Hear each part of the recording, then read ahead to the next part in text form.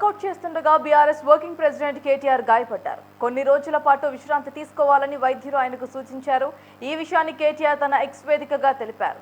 వైద్యుల పర్యవేక్షణలో రికవరీ అవుతున్నట్లుగా పేర్కొన్నారు. త్వరగా కోలుకొని రోజువారీ కార్యక్రమాల్లో పాల్గొనాలని ఆశిస్తున్నట్లుగా తెలిపారు. దీంతో ఈ విషయం తెలుసుకున్న పలువురు బీఆర్ఎస్ నేతలు, అభిమానులు కేటీఆర్ త్వరగా కోలుకోవాలని ఆకాంక్షిస్తూ పోస్టులు పెడుతున్నారు.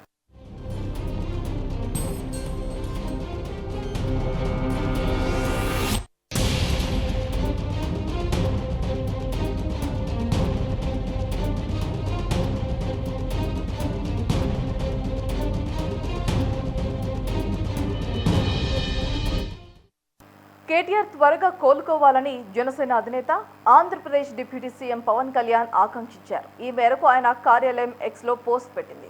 సోదరుడు తెలంగాణ మాజీ మంత్రి కేటీఆర్ జిమ్లో వ్యాయామం చేస్తూ గాయపడ్డారని తెలిసిందని, వైద్యుల సూచనలకు అనుగుణంగా తగిన విశ్రాంతి తీసుకోవాలని సూచించారు. త్వరగా కోలుకోవాలని ఆకాంక్షించారు. ఏపీ మంత్రి నారా లోకేష్, కేంద్ర మంత్రి బండి సంజయ్ సైతం కేటీఆర్ త్వరగా కోలుకోవాలని ప్రార్థించారు.